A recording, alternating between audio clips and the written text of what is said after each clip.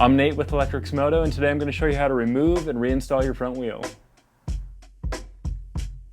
Let's start by talking through the tools you'll need for this. So this is a Surron Ultra B with Cirrus suspension on it. Your bike will be a little bit different, but whether you ride an E-Ride, Talaria, Strike, Throne, whatever, a lot of these principles will be the same. So I'm looking over my bike right now and I see that I have a speed sensor here. This is going to be a 4mm Allen. I'm going to use that to take that out. Right here is where I'm going to take the axle loose. This is an 8mm. I have an Allen key L wrench here. I also have a torque wrench. If you don't have a torque wrench, that's okay, no worries. And then I also need to take these pinch bolts loose right here. These are going to be on both sides. And then for the torque wrench, I'm going to use one for both the pinch bolts here, and then also to tighten the axle down. So I have a 5 and an 8. It's nice to have a pair of gloves sometimes for this because it gets a little bit greasy. Speaking of grease, I have some Park Tool grease here. This is just some stuff I had laying around from assembling some bicycles years ago. I'm going to use that to grease up the axle before I put it back in. And nice to have some shop rags too if you're going to do some dirty work. I'm going to first take the speed sensor loose. That's way tighter than I thought it would be. It has some shims in here too. Don't want to lose those, so I'm actually going to take that all apart and just set these aside for now. The next thing I'm going to do is take the axle loose here. I'm going to use the torque wrench for this just because it's a longer wrench with some more leverage. I'm going to go left with it here. Back that out. And I can spin that free. That's how it looks. And now let's take the pinch bolts loose. Crack that loose. And do the same on the other side.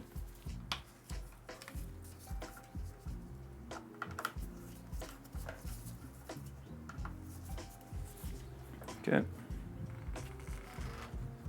You'll see on this side of the bike that I don't really have much to pull on to get this axle out of here. So I'll show you a little trick that I do.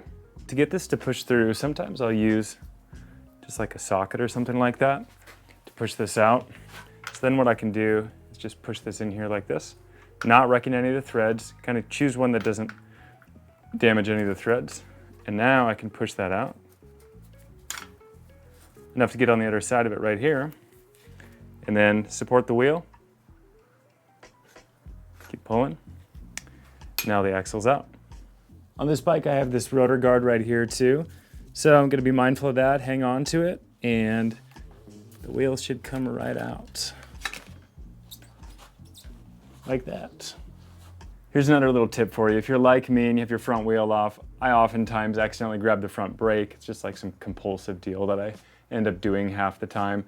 So anyway, I've kind of squeezed the front brake to demonstrate this a little bit. The pads are a little too tight now to reinstall the wheel. So what you can do in here is have something clean, whether that be a flathead screwdriver or a little bodywork tool like this. And you can just get on the inside of it there. Give it a little bit of a turn. What you're trying to do is just kind of reopen these pistons up. But yeah, all I'm doing is just reopening those pads back up. Now let's start prepping to put the wheel back on.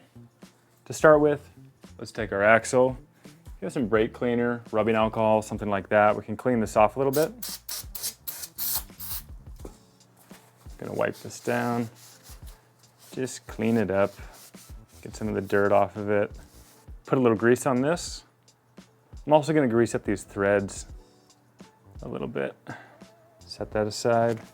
And now for the balancing act portion of this all, make sure that you have your spacers in. So typically you're gonna have a wheel spacer on each side. This is the spacer that comes with this bike standard. And on this side, the spacer is basically replaced by this rotor guard that I have here.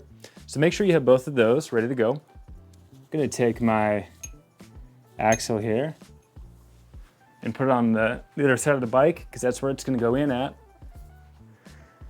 And the little brake pad thing that we did is actually kind of handy in this instance too, just because now that the pads are open, it's a little bit easier to guide the wheel back in. So what I'm gonna do is I'm gonna line up the bottom of these forks here, try to make it as straight as possible, make sure my spacers are in place, and I'm gonna start guiding it in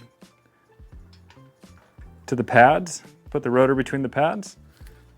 I'm gonna get ready with my axle over here, and I'm gonna lift this up, and I'm just gonna guide this in. This is a little tricky sometimes, you know. Spacers fall out. A lot of things can happen when you're doing this, but it's nice and easy. And just like that, the wheel is supported. I have a little play in my rotor guard here, but that's okay. We'll deal with that in a second. Now I'm just gonna hand tighten this back in to support the other side of the axle. I'll thread right up. I have my torque wrench set already. This is set to 60 Newton meters. That's what mine is rated at. You should check for your bike in your manual or online. And then these pinch bolts right here, these are gonna be set for 10. So remember, I'm gonna use my 8 mil for the axle. And then I also have a 5 mil that I'm gonna use for the pinch bolts. Before you tighten this down, you may actually need to tighten the opposing side pinch bolts here. I can actually get away with not doing it on this bike, but for this example, because some people will have to, I'm gonna do it. So basically I'm gonna snug these up, and what this does is it prevents the axle from spinning in there while you're tightening it. It doesn't need to be super tight, just like that, that'll do. All right, now back to this side. 60 Newton meters, and we are gonna actually torque this down right now. Also, I wanna be mindful. See, I'm already goofing this up here. This is another thing to note. If you do have one of these rotor guards, this is when you need to make sure it's in the right position. So this one, I'm gonna like tip back just a little bit like this. There we go. Now, as I tighten it down, it'll lock into place. Keep going until we hit 60.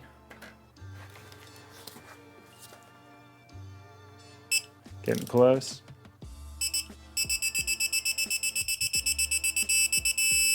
Now we're gonna switch to tightening up the pinch bolts on this side of the bike. So I have my 5 mil on, and I have my torque wrench set to 10 Newton meters. Just gonna finger tighten these for right now. And tighten this up. All right, now we're getting closer. Go even with these, kind of alternate, a little bit back and forth. That's 10. Starts screaming at you, you know. This one's a little tricky with this rotor guard here. There it goes. Good. I don't know if you can tell this, but I'm really not cranking on these. This is super important. Don't over tighten these. You really don't need to. We're just about at the finish line here. So we have this all torqued up, and we have this tightened to 60, and then these are to 10. If you remember, this is the side that I snugged up to begin with to make sure I could torque it to 60. What I'm gonna do now is I'm actually gonna make sure that these are loose. And the point of this right now is we wanna make sure that this isn't binding. So you can see that the fork leg actually has some play in here. It's able to move left and right. That's what we're looking for. You don't want this to be tight in there, because what happens is if the forks are coming down at an angle that isn't just like perfectly parallel to each other, it causes excessive friction and wear on your parts that you don't want. Bind up your suspension. And now we're gonna snug these up. I'm gonna start with the Allen this time. Just the regular Allen to get them close, because the torque wrench is a little bit annoying to work with. Back to 10 Newton meters. Remember to alternate back and forth.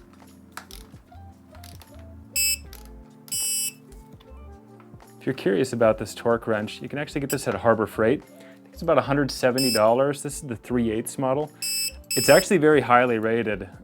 And the last step, we're gonna put our speed sensor back together. Remember, this is important to get out of the way if you have these on your bike, just to prevent it from breaking. And also remember, I had some shims that were on here. I'm gonna put those on. Thread my bolt in. Use the 4 mil Allen to tighten this up. I'm sure there's a torque spec for this, but just don't crank on it.